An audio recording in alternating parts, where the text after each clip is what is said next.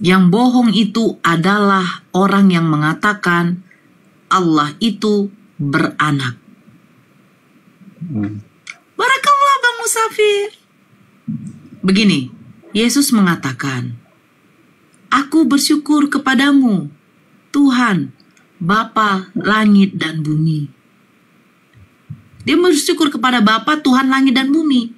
Berarti Yesus tahu bahwa yang menciptakan langit dan bumi adalah Bapa. Yang kedua, Yesus mengatakan apa? Hidup yang kekal itu bahwa mereka mengenal Engkau satu-satunya Allah Tuhan yang benar dan Yesus Kristus adalah utusan. Jadi pengajaran Yesus kepada Bani Israel hanyalah menyembah kepada satu Tuhan, yaitu Tuhan yang menciptakan langit dan bumi.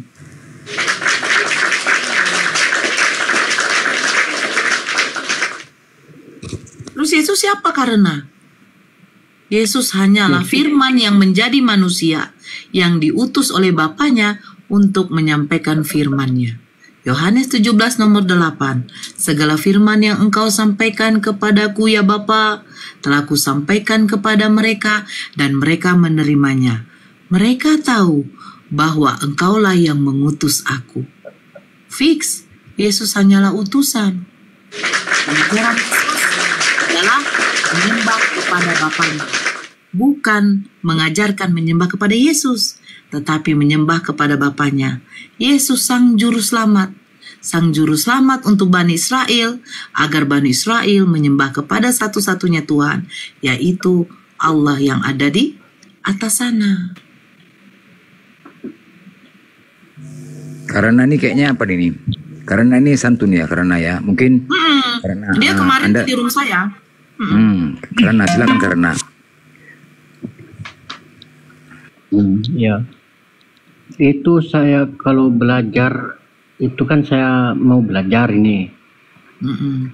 Kalau saya tengok di surat Al-Ikhlas itu Allah tidak beranak dan tidak diperanak. Saya buka ya, saya buka, oke. Ini jawabannya di sini. Sebentar. Saya buka di sini. Oke. Saya buka di sini. Oke, saya buka di dalam surat Al-Maidah ayat 73. Sungguh telah kafir orang-orang yang mengatakan bahwa Allah adalah salah satu dari yang tiga. Padahal tidak ada Tuhan yang berhak disembah selain Tuhan yang Esa. Jika mereka tidak berhenti dari apa yang mereka katakan, pasti orang-orang kafir antara mereka akan ditimpa azab yang pedih. Sekarang pertanyaan saya, siapa yang mengatakan bahwa Tuhan itu tiga menjadi satu? Kalau tiga menjadi satu itu kan cuman cari sensasi aja di Kristen. Mencari sensasi ya? Jadi pendeta ini mencari sensasi ya?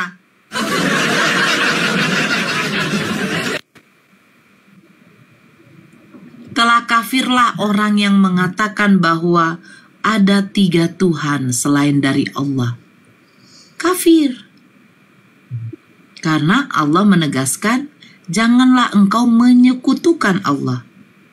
Di dalam hukum Taurat yang pertama, jangan ada padamu ilah lain di hadapanku karena jangan engkau membuat bagimu patung yang menyerupai apapun dan jangan sujud menyembah atau beribadah kepadanya. Apakah umat muslim mengikuti? Mengikuti. Makanya di dalam surat Al-Ikhlas, Allah itu tidak beranak dan tidak diperanakan.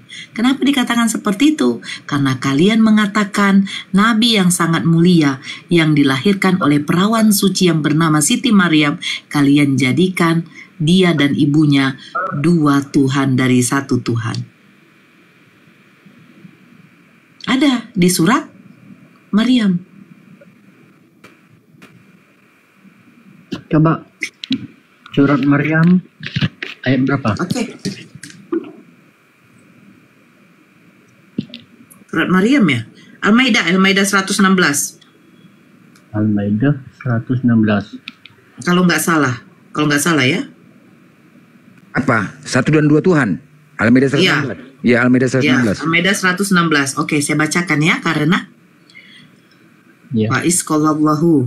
Dan ingatlah ketika Allah berfirman, "Wahai Isa putra Maryam, engkaukah yang mengatakan kepada orang-orang, jadikanlah aku dan ibuku sebagai 2 Tuhan selain Allah?" Isa menjawab, "Maha suci engkau, tidak patut bagiku mengatakan apa yang bukan hakku. Jika aku pernah mengatakannya, tentulah engkau telah mengetahuinya. Engkau mengetahui apa yang ada pada diriku, dan aku tidak mengetahui apa yang ada padamu. Sungguh engkaulah yang maha mengetahui segala yang goib." Surat Al-Maidah ayat 116. Itu kenapa ada? Karena sekarang ini kalian menjadikan Nabi Isa atau Yesus, anak dari Bunda Maria, itu adalah 2 Tuhan selain Allah.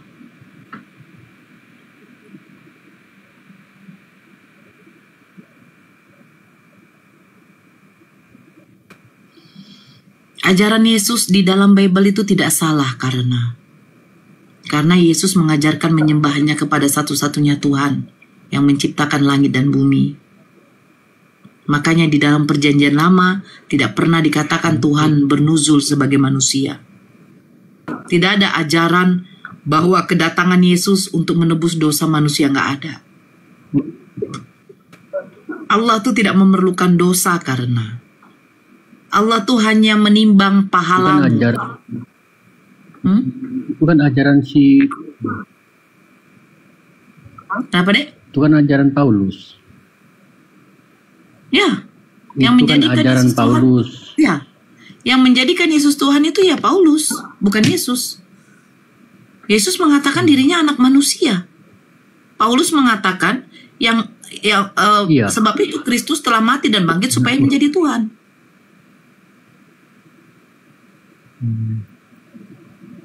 Terus Paulus itu siapa? Paulus adalah orang yang tersesat, yang mengaku dia pernah bertemu dengan Yesus, sementara Yesus sudah mengatakan, "Berhati-hatilah kamu, akan ada Mesias-Mesias palsu yang mengaku aku adalah Yesus. Lihat, dia ada di padang gurun. Lihat, dia ada di dalam bilik. Janganlah kamu ke sana dan percaya." Di dalam surat Matius. Yang mengaku Yesus kepada Paulus adalah Yesus, itu siapa sebenarnya? Karena Yesus tidak pernah mengatakan dia akan datang sebagai cahaya. Sementara yang berjumpa sama Paulus itu adalah cahaya. Yang berjumpa sama Paulus, Kisah Para Rasul 26 nomor 13. Apa dikatakan? Aku melihat cahaya yang lebih terang dari matahari, turun dari langit, mengelilingi aku, dan aku serta kawan seperjalananku rebah semua ke tanah. Sementara di dalam Lukas 10 nomor 18, apa perkataan Yesus? Iblis itu seperti kilat yang jatuh dari langit. Kilat adalah cahaya. Jadi yang disalibkan itu siapa? Yang disalibkan itu ya Yesus. Siapa yang menyaksikan Yesus disalibkan? Tapi kalau saya baca di surat Maryam apa? Itu bukan ya. Surat Al-Maidah. Tapi di surat Al-Maidah, tapi Allah menyerupai siapa itu?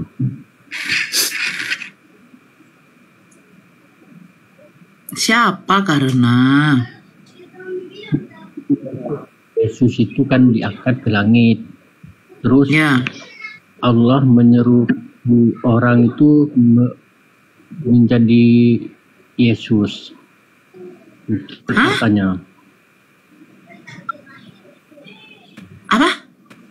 Kedengaran?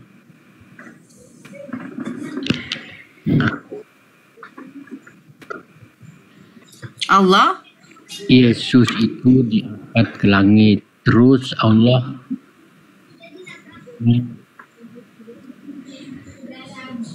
apa itu? di mana? Kalau di Islam siapa yang disalib itu? Kalau di Al-Quran tidak dijelaskan pernah saya siapa yang baca. disalib.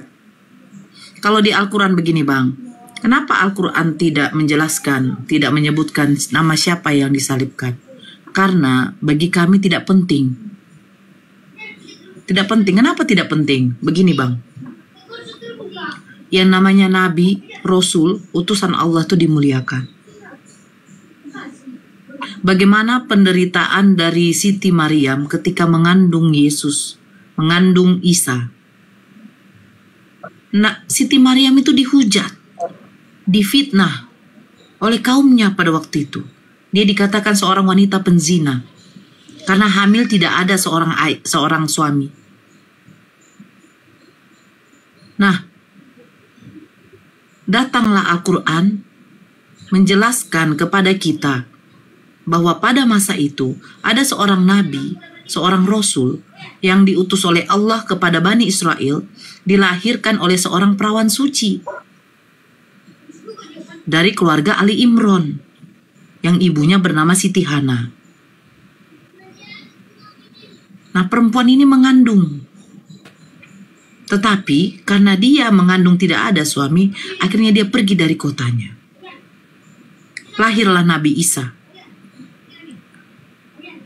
Nah, selesai Siti Maryam melahirkan Nabi Isa, dia membawa pulang bayi mungilnya ini kembali ke kampungnya. Tetapi apa yang dia dapati? Dia mendapatkan hujatan, hinaan. Dan dia dikatakan oleh orang Yahudi adalah seorang perempuan penzina. Terus, apa kuasa Allah untuk menyelamatkan ibunya, bundanya Nabi Isa? Allah memberikan mukjizat kepada Nabi Isa ketika Nabi Isa ini masih bayi. Pada waktu itu orang-orang Yahudi tidak percaya. Bagaimana mungkin kami bisa bertanya kepada anak bayi? Katanya.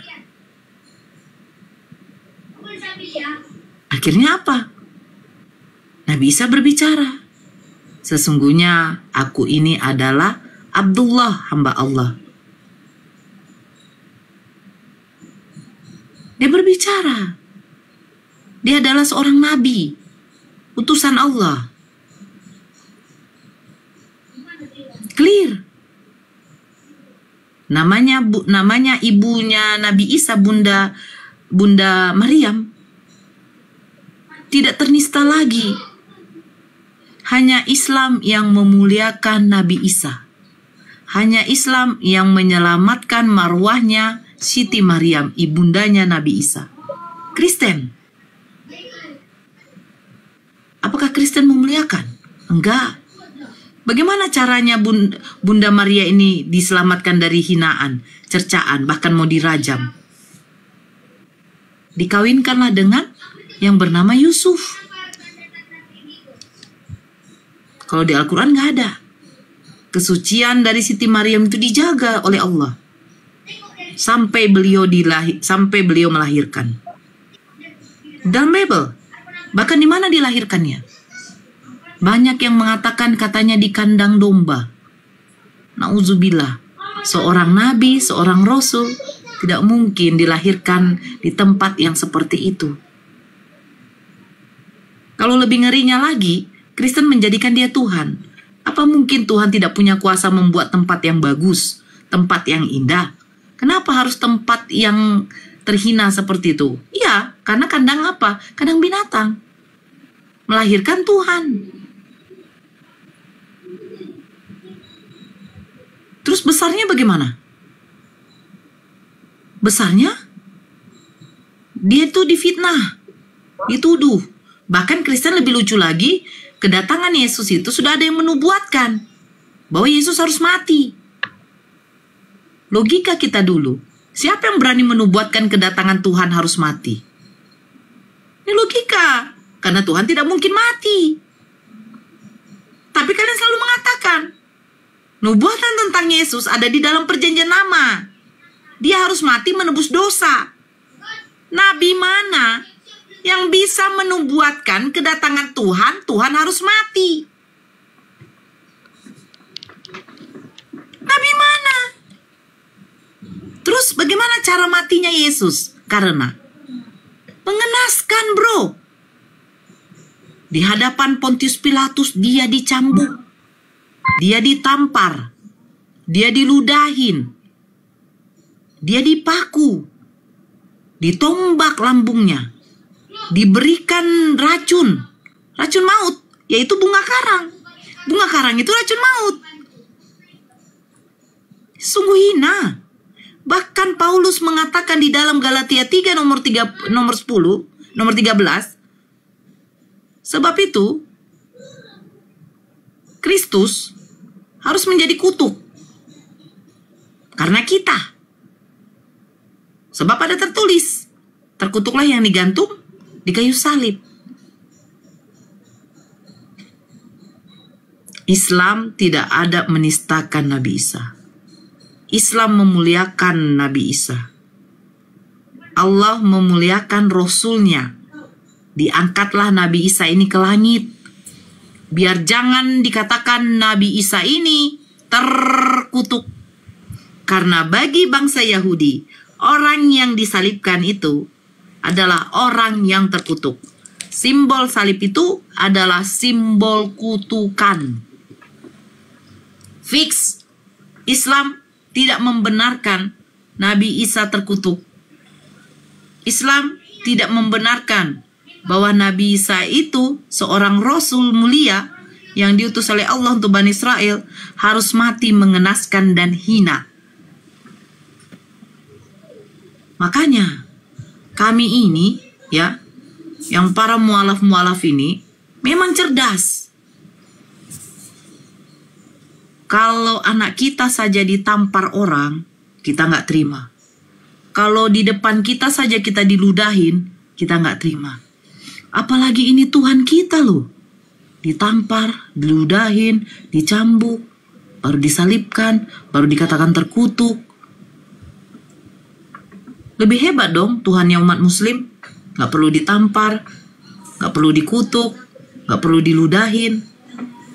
Tuhannya umat muslim adil. Ya, saya juga dulu berpikir begitu. Karena Tuhannya umat muslim adil. Kenapa? Mulai penciptaan Nabi Adam sampai sekarang ini, Tuhan tidak perlu menunjukkan wujudnya, wajahnya bagaimana. Tidak adil bagi saya. Kenapa di abad 1 Yesus baru ada? Sekarang ini saya butuh dong melihat Yesus. Kenapa nggak kelihatan? Adil dong. Harus adil dong. Ya kan, karena kan begitu. Jadi seolah-olah dia seperti Presiden Soekarno. Maaf, kenapa saya katakan kayak gitu? Presiden Soekarno, ya, di zamannya orang pada bisa melihat dia.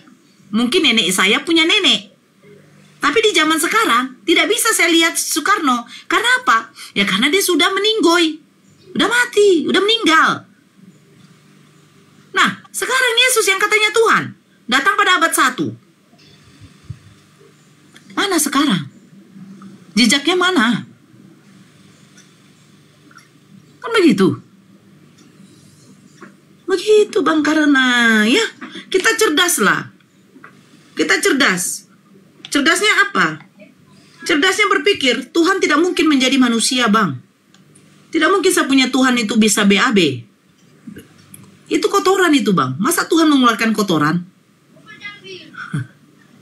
Silakan disapa yang baru masuk, Blender.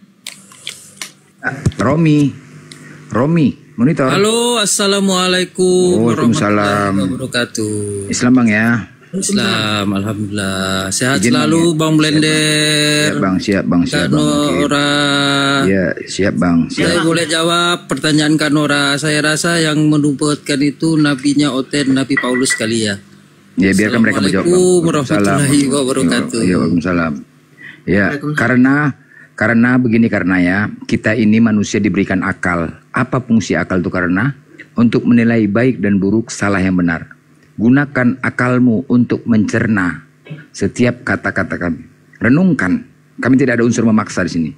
Tapi yang pasti di sini kita mencari Tuhan siapa yang sebenarnya. Tuhan itu cuma satu, karena selagi kau masih diberikan kesempatan oleh Allah hidup, di sini kesempatan kau untuk mencari kebenaran sebelum kau mati. Yang pasti dalam hidup ini adalah mati. Ketika kau nanti salah menuhankan, maka tempatmu akan neraka kekal abadi. Abadi itu. Ya, ingat. Abadi. Ya. Yang lain ada yang mau naik? Enggak ada jantungan, enggak apa-apa. Di bawah tuh banyak. Iya, takut semua. Artinya nggak apa-apa. Kalau mereka nggak naik, berarti benar. Kebenaran Islam itu semakin nyata. Kita menantang kok. Kita menantang. Kita menantang. Betul. Semakin nyata. Semakin nyata kebenaran Islam itu. Kalau memang benar mereka akan bela. Ya, solsel, fir solsel doubling. Assalamualaikum warahmatullahi wabarakatuh. Waalaikumsalam. Saya Bang, ada mau sampaikan Bang? Kalian sampaikan kayaknya udah cukup bagus lah ibu ini. Oke. Aku salut sama yang melihat ibu ini. Oke, doakan saling dukung aja Bang ya, untuk tetap ada di bawah ya. Oke Bang? Iya Oke, Bu. Bang. Yuk. Semoga ibu ini panjang umur, sehat selalu, mengembangkan. Amin. Mengembangkan ajaran-ajaran Rasulullah Sallallahu Alaihi Wasallam. Amin. Kepada hamba-hamba yang baik. Oke Bang. Ya udah, ya Bang ya. Baru Bang ya. Oke. Ya, nggak apa-apa. Kristen nggak ada yang berani naik. Coba, gitu banyaknya Kristen di bawah teman-teman. Gila ya. Gila nggak? Benar berarti Islam itu semakin nyata. Kau tengok tuh kebenaran. Karena cobalah, nggak ada yang berani naik karena gitu banyak Kristen di bawah untuk membela ujaran kasih. Mana kebenaran Kristen itu? Pendeta-pendeta mencret semua, nggak ada berani. Gila kan kau tengok. Berpikirlah kau karena diskusi. Kalau ini kan bukan cari kemenangan. Kalau orang tadi kan bukan cari kemenangan. Kebenaran lu, bela iman kalian. Kalian mencari domba-domba yang tersesat. Ayo, ini Nora ini domba tersesat. Tugas kalian itu memang. Saya mau cari kebenaran, bukan mau cari kemenangan. Nah, oke, cari kebenaran. Nggak apa-apa, itu keren, cari kebenaran. Jadi buat teman-teman sekalian, mungkin insya Allah saya akan menciptakan sebuah season juga sama seperti ini ya, untuk mengkeroyok ya para guru. Nanti bergantian ya. Khusus untuk Kristen kami siapkan tempat. Hanya aku dan narasumber saja. Yang lain semua Kristen kami siapkan tempat slot. Kami tantang setiap hari. Bergiliran, kalau memang kalian benar, bergiliran, bertanya kalian sepuasnya. Nanti malam insya Allah mungkin sama Bang Juma, besok mungkin sama Uni Rifa, besok bergantian. Kami tantang semua kalian. Kami tantang, jangan kayak Edis kalian tuh longor-longor itu aja. Tantang kalian, ya. Khusus untuk yang kroyok kami Islam, kroyok. Dan sekali lagi buat teman-teman, saya punya trik ya. Buat teman-teman, nanti ada trik-triknya kita untuk menghantam oten-oten Komal Edis dan segala macam. Mohon saudara-saudaraku DM saya nanti ya. Kita hanya mengeluarkan nggak sampai cuma 16.000 aja. Yang berminat saat saya live, tolong DM saya ya. Yang mau menyumbangkan harta sedikit, nggak sampai 16.000, 20.000 cuma. DM saya ya. Setiap saya live dengan para narasumber berdua. Ya, siap DM saya nanti. Nanti akan saya umum. Nggak mungkin saya umumkan sini. Nanti oten-oten ngikutin. Oten licik ya. Saya nggak berani nyampaikan di sini. Nanti setelah DM saya akan kasih tahu. Ya, cara-caranya ya. Karena berulang saya lakukan ini, ikutin oten semuanya. Kita mau hantam Komal oten nih. Oke? DM saya ya. Setiap saya live, DM saya nanti. Yang berminat DM saya. Nggak sampai 20.000. Ya. Oke, silakan karena cari kebenaran tuh. Silakan, lanjut. Silakan karena mau nanya apa lagi, Dek?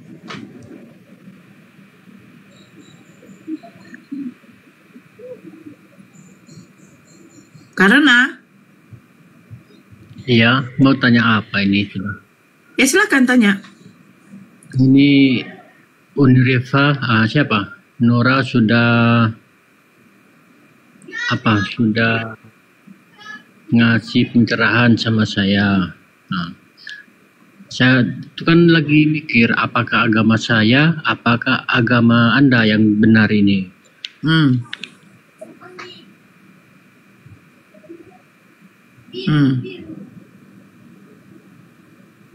Ya, lanjut.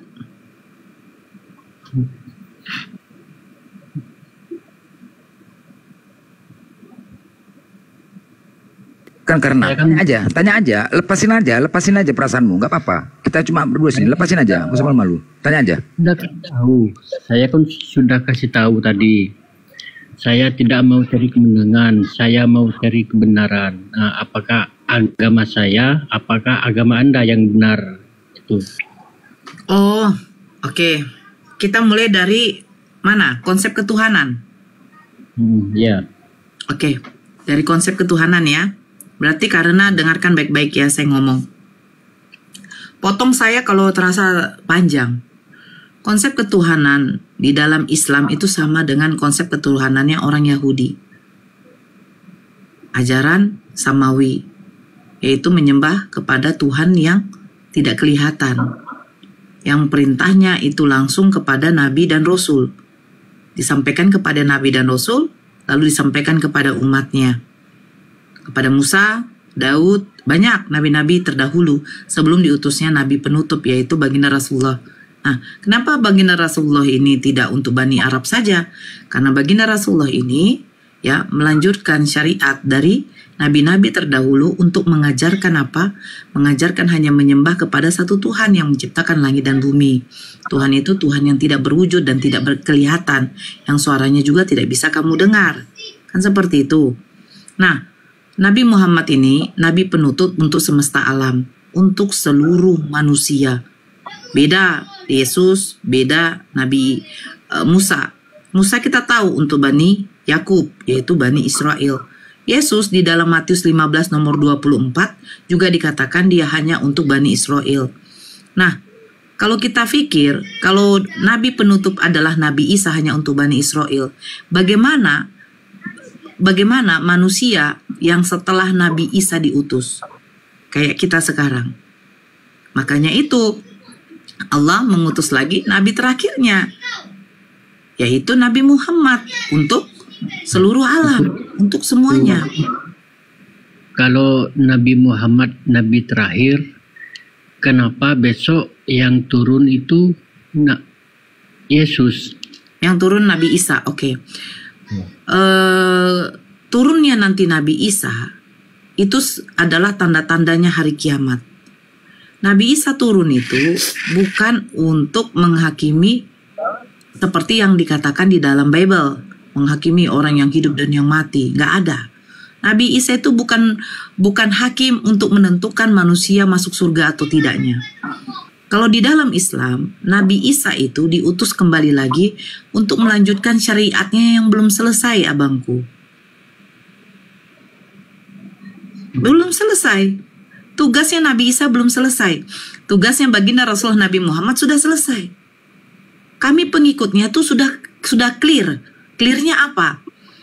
Clearnya itu Allah menetapkan bagi umat muslim yang berserah diri hanya kepada Allah dan Rasulnya, yang mengimani kepada Allah dan Rasulnya, itu dijamin masuk surga.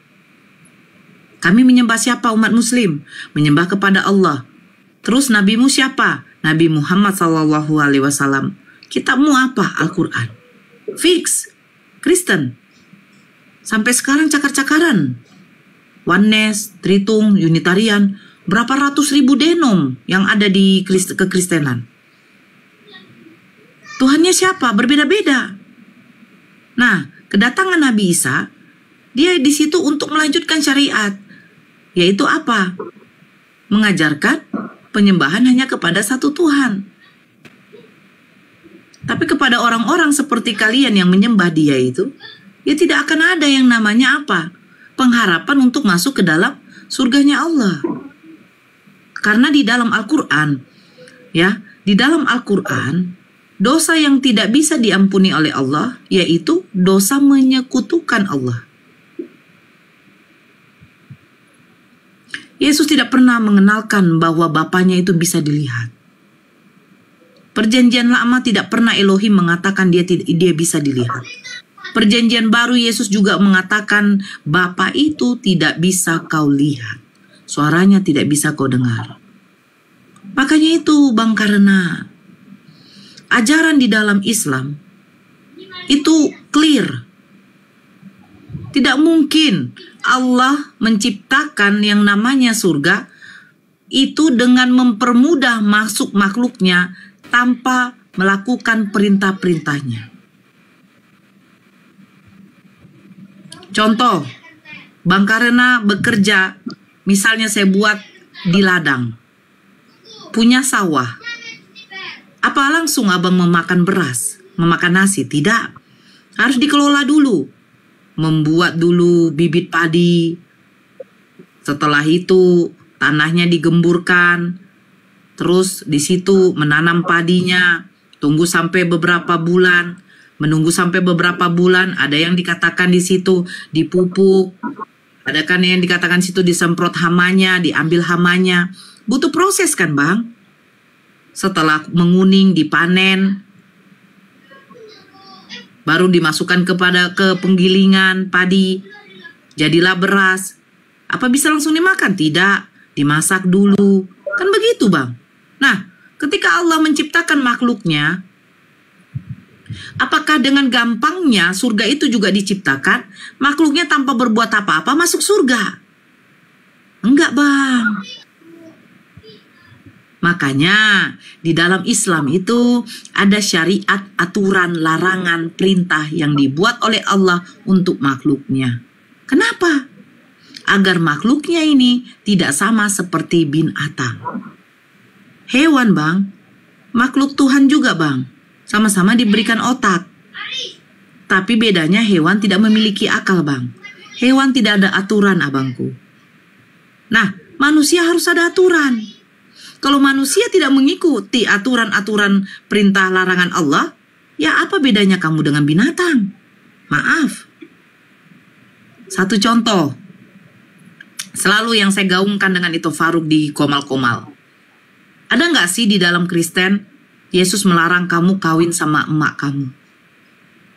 Ada nggak sih di dalam Kristen, kamu tidak boleh menggauli istrimu ketika dalam keadaan haid? Ada nggak sih di dalam Kristen, kamu tidak boleh menggauli istrimu dari lubang yang mengeluarkan kotoran? Ada nggak sih di dalam Kristen, ketika kamu sudah campur dengan istrimu, kamu diwajibkan mandi bersih agar bisa kamu melakukan ibadah atau memegang kitab suci? Ada nggak sih di dalam Kristen, pada waktu kamu menalak istrimu, ada di situ yang dikatakan masa iddah. Perempuan yang dicerai oleh suaminya, dia bisa rujuk kembali jikalau. Ada nggak sih seperti itu? Ada nggak sih di dalam Kristen keadilan untuk membagi harta warisan? Ada nggak seperti itu? Nggak ada kan? Loh, untuk apa, Nora? Lah, ini yang saya katakan. Kalau hidupmu tidak bisa diatur, kalau hidupmu tidak perlu ada larangan seperti itu, apa bedanya kamu dengan binatang?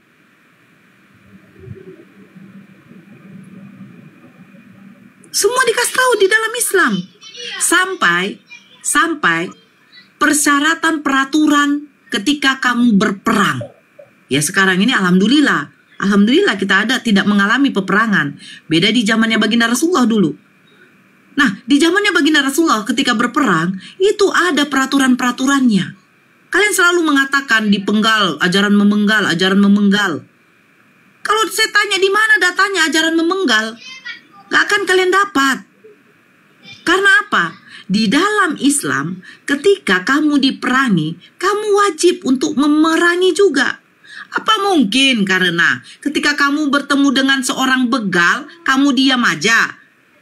Padahal kamu bisa melawannya untuk mempertahankan hartamu. Apa mungkin karena ketika ada orang memperkaos istrimu, kamu diam aja? Kami nggak diajarkan begitu karena perangilah orang yang memerangi kamu. Nah, persyaratannya apa? Peraturannya apa dalam peperangan? 1. Orang-orang yang tidak ikut di dalam medan perang, dia tidak ikut mengangkat senjata, janganlah kamu perangi, janganlah kamu bunuh. Perempuan-perempuan, janganlah kamu bunuh. Anak-anak, janganlah kamu bunuh. Hewan-hewan, janganlah kamu bunuh. Pepohonan, tumbuh-tumbuhan, janganlah kamu rusak. Rumah ibadah, janganlah kamu rusak. Rumah ibadah apapun.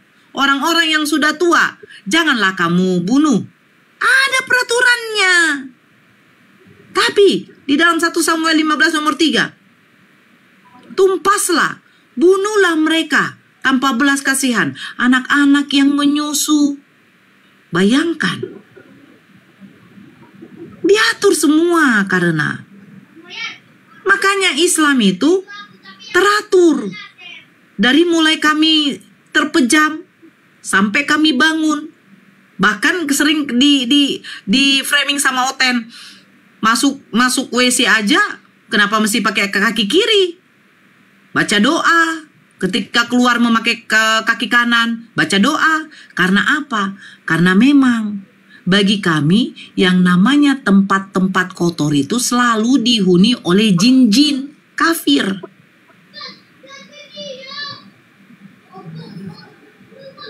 Sedangkan sholat kami aja, karena tidak sah sholat kami kalau wudhu kami aja tidak sempurna.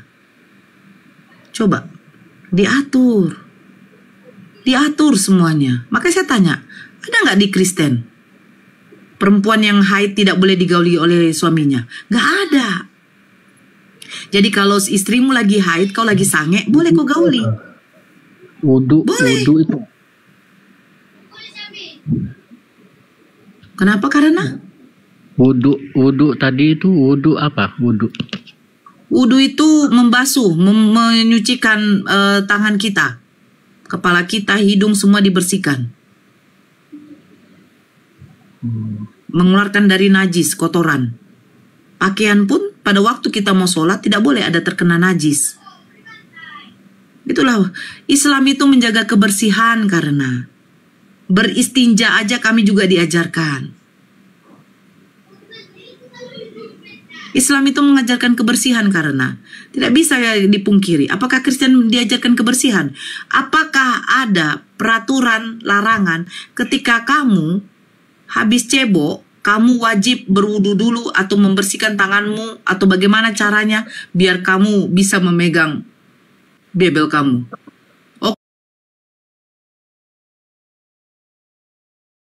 Jangankan bukan dalam keadaan haid. Memegang Al-Quran saja ketika kami membacanya wajib kami berwudu.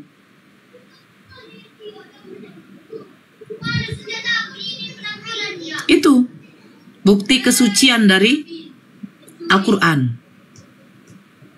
Bebel kalian bagaimana? Ada nggak aturan seperti itu? Tak ada aturan. Nah, waktu ke gereja, waktu ke gereja, perempuan yang lagi haid, misalnya dulu, boleh nggak melakukan ibadah? Boleh. Nah, Islam nggak boleh. Perempuan yang lagi dalam keadaan haid, dia lagi dalam keadaan hadas besar, dia belum mandi wajib, diam dalam keadaan nifas, tidak boleh melakukan ibadah wajib. Nggak boleh. Itulah kesuciannya dalam beribadah di dalam Islam. Islam itu teratur. Bersih Islam. Orang yang kerja di sawah sana saja, mana bisa kau langsung sholat kalau tidak kau bersihkan dulu tubuhmu?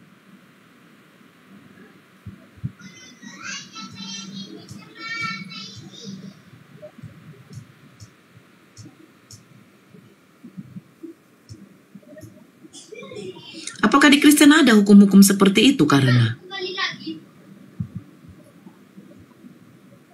makanya saya bilang Kristen ini udah enak loh. Udah enak. Ke gereja, tidak ke gereja bebas. Tidak ada ibadah wajib. Nggak ada. Islam ibadah wajib 5 waktu. Pagi, zuhur, asar, maghrib, isya. Kalau kamu mengerjakan melakukan pekerjaan sunnah, ya alhamdulillah, terhitung pahalamu di situ ada. Mau sholat sunnah, duha, sholat tobat, bisa menambah pahalamu. Apalagi kalau sholat sepertiga malam. Ada keutamaan-keutamaannya itu. Islam itu enak. Perkara kecil saja kau lakukan sudah menambah pahalamu. Bersedekah kamu saja menambah pahala, mengurangi sedikit demi sedikit dosamu. Itu Islam. Kau pindahkan batu yang dari tengah jalan, niatmu biar jangan ada kecelakaan, menambah pahalamu. Di Kristen ada nggak pahala? Melakukan kebaikan, kasih sayang, kasih. Ada nggak dikerjakan kayak gitu? Nggak ada, karena nggak ada. Memang nggak ada. 20 tahun saya di Kristen. Ya emang nggak ada. Tersadar. Ya memang nggak ada, betul.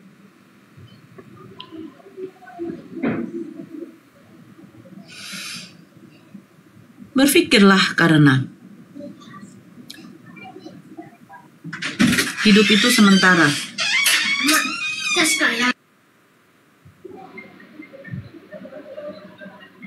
Itu cuma sebentar, karena dunia ini hanya sekelip mata saja. Ketika Allah berkehendak, selesai. Makanya kalau di dalam Islam itu tidak ada diutamakan dosa. Semakin banyak kau mengumpulkan pahala dan amal ibadahmu, semakin berkurang timbangan dosamu nanti. Itu saja fix. Fix kalau di Islam. Dosa tidak penting. Datangnya Yesus untuk menebus dosa itu nggak penting dosa tuh. Di Islam tidak penting. Orang berlomba-lomba untuk mencari kebajikan, melakukan kebajikan, meraih ridhonya Allah, mencari berkahnya Allah. Dengan banyaknya pahala yang kamu kumpulkan, ya nanti di akhirat sana itu akan menjadi timbanganmu. Semakin banyak timbangan pahalamu, dosamu berkurang. Makanya saya bingung konsep penebusan dosa ini. 2000 tahun yang lalu Yesus datang ke dunia untuk menebus dosa. Setelah Yesus tidak ada di dunia ini, apakah yakin tidak ada orang yang berbuat dosa? Pasti ada. Nah, bagaimana dosa-dosa yang setelah Yesus tebus itu? Ya untungnya berbuat baik. Loh, kalau toh juga berbuat baik, ngapain ada penebusan dosa? Ya kan? Makanya lebih bagus Yesus datang terakhir kali aja untuk menebus dosa semua. Selesai. Jangan 2000 tahun yang lalu dia datang menebus dosa, setelah dia sudah tidak ada, bagaimana dengan kita-kita yang kayak begini? Pasti ada juga yang berbuat dosa. Nah, bagaimana orang sekarang yang berbuat dosa ini? Kan pasti katakannya, berbuatlah kamu kebaikan. Nah, kalau toh juga berbuat kebaikan untuk mengumpulkan amal ibadah, pahala, menjadikan kita bisa masuk surga, ngapain ada penebusan? Oh, Nora, itu penebusan dosa itu untuk orang-orang yang di zaman dahulu. Kamu lupa. Apa? Sodom dan Gomora kenapa dimusnahkan oleh Allah? Air bah. Di zamannya Nabi Nuh, kenapa diberikan oleh Allah azab seperti itu? Nah, karena apa?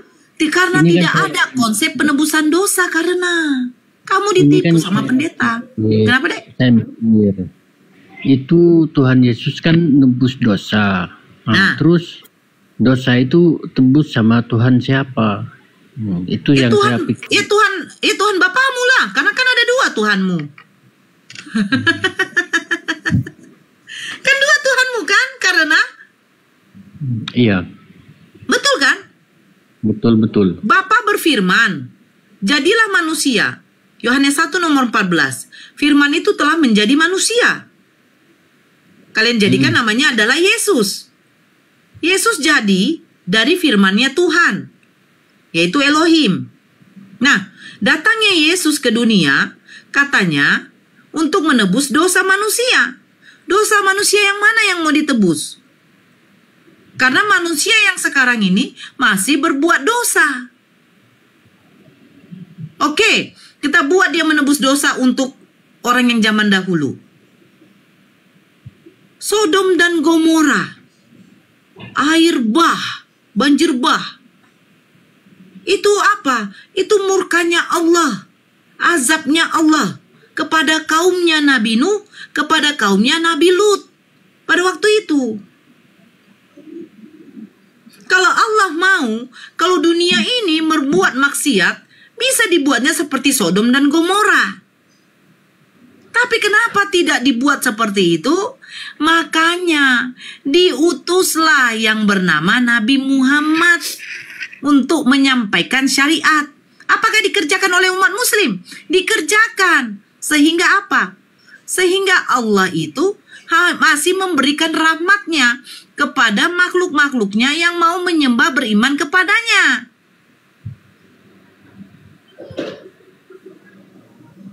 Begitu Bang, karena Allah masih memberikan nafas kehidupan bagi kita di muka bumi ini. Untuk apa?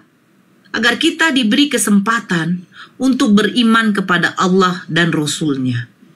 Bagi umat muslim yang sudah beriman kepada Allah, ayo, kumpulkanlah amal ibadahmu, pahalamu.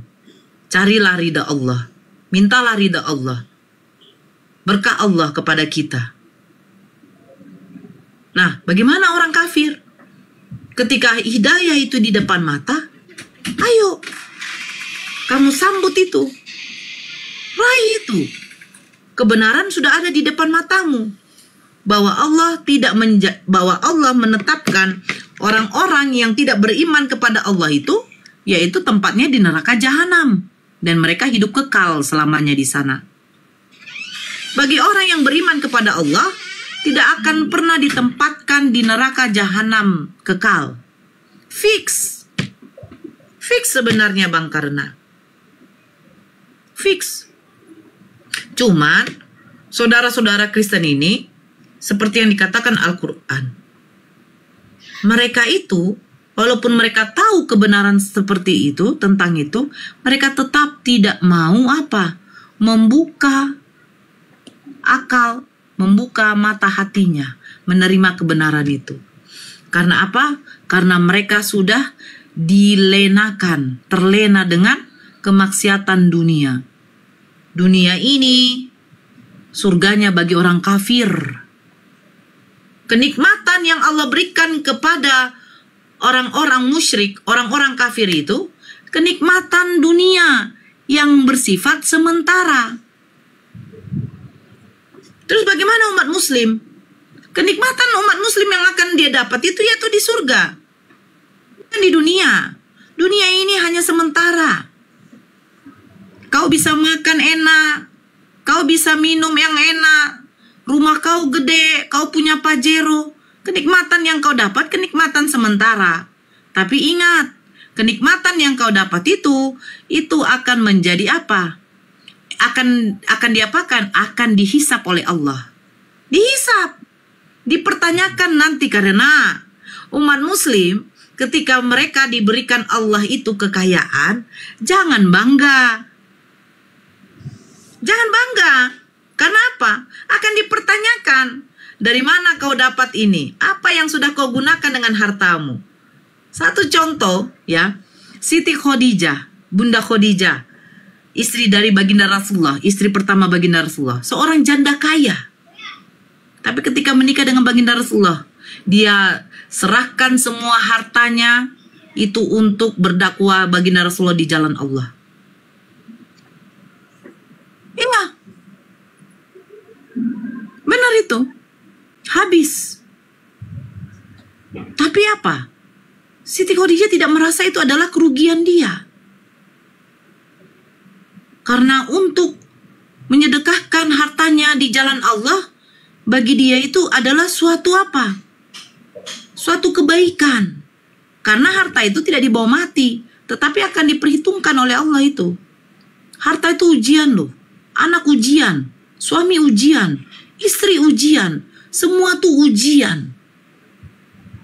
Jangan bangga kamu mempunyai anak yang udah S3, S2, S tontong, tapi kalau 5 waktunya masih longgar. Jangan bangga. Jangan bangga anakmu mendapatkan titel yang hebat, seorang pilot, seorang dosen, atau bahkan mungkin wakil ajudannya presiden, kalau ilmu akhiratnya itu tidak, ilmu agamanya nggak ada. Jangan bangga. Memang. Makanya saya tidak perlulah. Saya tidak pernah mau mengatakan, nak kau nanti jadi ini, nak kau jadi itu. Saya tidak perlu memaksakan. Intinya, punya anak, ayo kita usahakan anak kita menjadi seorang hafiz dan hafizoh. Karena keutamaan seorang hafiz dan hafizoh itu apa? Dia bisa menjadi jembatan bagi orang tuanya kelak. Begitu. Itulah kalau di Islam. Karena ada keutamaannya ketika kita bisa menghafal Al-Quran. Kalau di Kristen, apa yang dijanjikan Yesus kalau kalian bisa menguasai Bible? Mampuslah. Apalagi kalau dibacakan Yeskel 23, Amsal, Kidung Agung. Belum lagi hakim-hakim. Mampuslah. Mana mungkin dikuasai anak-anak yang namanya zakar kuda. Itulah di Islam. Karena Islam seperti itu. Kalau dipikir, ya, bagi orang-orang yang merasa itu adalah suatu beban, ya silakan. Menuju neraka itu gampang. Siapa bilang menuju neraka itu susah? Menuju neraka itu gampang. Susahnya itu menuju ke surga.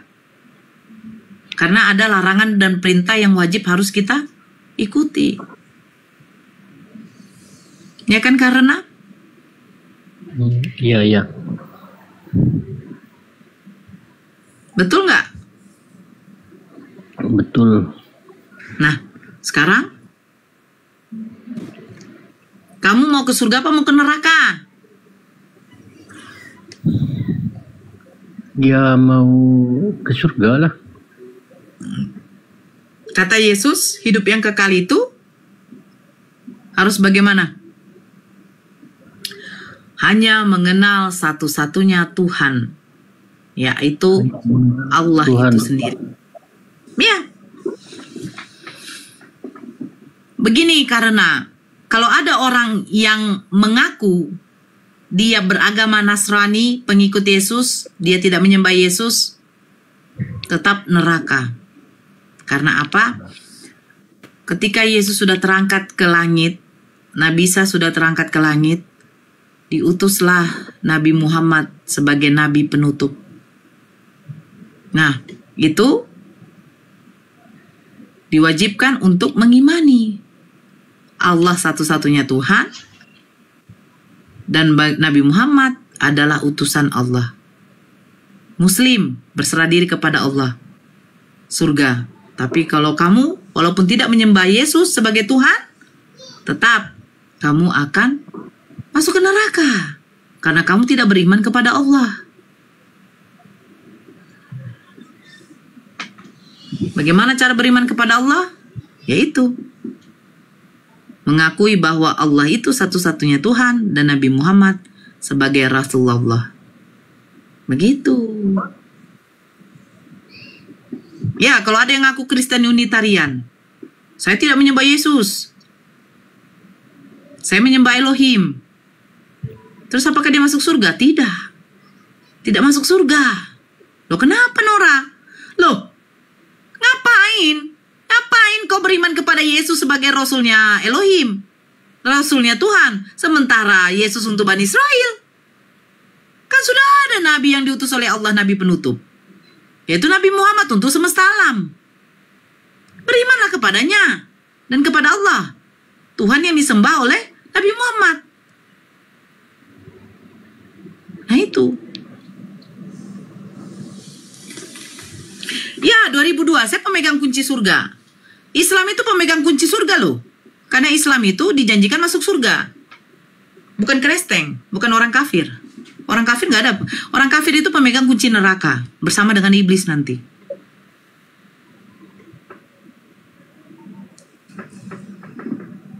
Nabi yang kena racun siapa?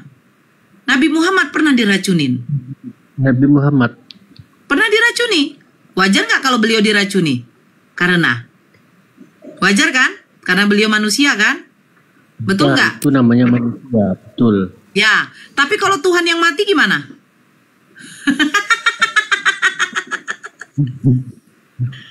Nabi Muhammad diracun, wajar. Beliau manusia. Tapi camkan baik-baik umat Kristen. Ketika menjelang ajalnya Nabi Muhammad kami tidak pernah dicambuk. Nabi Muhammad kami tidak ada diludahi oleh musuhnya. Kaum Quraisy pada waktu itu, bahkan pamannya sendiri Abu Lahab, Abu Jahal, tidak ada meludahi Nabi Muhammad ketika menjelang ajalnya. Tidak ada mencambuk. Tidak ada tangannya dipakukan. Tidak ada diludahin. Tidak ada ditombak. Ya kan? Tapi siapa yang mengenaskan di tiang salib itu? Bahkan dikatakan Paulus terkutuk. Nabi Muhammad manusia, diracun wajar. Ada yang digantung di kayu salib. Manusia yang dilahirkan Bunda Maria dipaksa jadi Tuhan oleh Kristen. Yang naasnya Tuhan mati mengenaskan. Ditampar, diludahin, dicambuk. Wow. Mengerikan. Ngeri. Nabi Muhammad kami mulia, meninggal di atas pangkuan istrinya yang tercinta. Sebelum dia mati pun Nabi Muhammad mengucapkan apa? Ummati, ummati. Bahkan dia katakan kepada siapa? Kepada malaikat Jibril. Dia meminta bagaimana kesakitan orang yang mengalami sakratul maut. Semua itu diberikan kepada baginda Rasulullah. Saking cintanya baginda Rasulullah kepada umatnya. Dia sebelum meninggal mengucapkan ummati, umatku, umatku. Lah Yesus, waktu di atas tiang salib, dia ucapkan, Eli, lama sabatani. Mengapa engkau meninggalkan aku, Allahku? Dia tidak ada mengingat pengikutnya. Pengikutnya yang cuma sedikit. Tidak ada dia ingat, bro. Bahkan dia memberikan janji palsu. Kepada siapa? Orang yang di sebelahnya. Hari ini juga engkau akan bersamaku di Taman Firdaus, katanya. Nah, pertanyaan saya karena ketika Yesus meninggoy, mati, 3 hari dia kemana? Pasar Itu kan belanja. Ketika Yesus mati, 3 hari kemana? Turun dalam kerajaan maut, betul? Itu kan firman-Nya yang mati. Kalau Tuhannya, Sebentar dulu. Ini saya teringat ketika dia membuat janji kepada yang di sebelah. Yang di sebelahnya dia katakan hari ini juga engkau akan bersamaku di Taman Firdaus. Betul kan? betul. Nah, ketika dia mati, selama 3 hari, dia di mana? Turun dalam kerajaan maut, betul? Pada hari yang ketiga, bangkit dia di antara orang mati. Nah, ketika dia bangkit, dia menampakkan diri kepada murid-muridnya selama berapa hari? 40 hari, betul? Betul. Betul. 40 tambah 3 berapa, Karena? 43. 43 hari. 43 hari dia masih gentayangan di bumi, tapi dia sudah janjikan kepada yang sebelah, hari ini juga engkau akan bersama di Taman Firdaus. Nah, saya bertanya, janji itu jampu, janji-janji palsu, aku jadi teringat Blender ketika ada pemilihan kepala daerah. Betul. Janji-janji palsu semua. Iya, betul. Iya. Maunya jangan bilang hari ini. Betul. 43 hari kemudian kau akan bersamaku di Taman Firdaus. Ya kan, jelas kan? Ini gini, matilah yang di sebelahnya, nunggulah dia. Datanglah yang sebelahnya lagi. Loh, kenapa kau nunggu? Kau senunggu siapa? Tuh yang di tengah kita ngomong. Katanya hari ini juga engkau akan bersamaku di Taman Firdaus. Ternyata tengoklah, 3 hari dia di dalam kerajaan maut bersama iblis. Sudah bangkit, dia gentayangan dulu di bumi. Minta pula dia apa? Ikan goreng. Ikan goreng. Itu. Aduh, Ma. Jadi, kasihan kau ya, menunggulah kau 43 hari. Itulah, kampret. Jadi ingat aku pemilihan gubernur kemarin. Iya. Tenanglah, kalian didapatkan BLT, dapatkanlah beras raskin, bla bla bla bla bla. Ternyata mana ada, kan begitu ya kan? Aduh, Ma. Nah ini, cobalah kau Karina, nggak menipu kayak begitu. 43 hari dia gentayangan, dia katakan kepada sebelahnya, hari ini juga engkau akan bersama aku di Taman Firdaus. Bohong apa tidak Karina? Kutanya dulu sama kau. Bohong lah. Kau jawab dulu Karina, bohong nggak? Iya.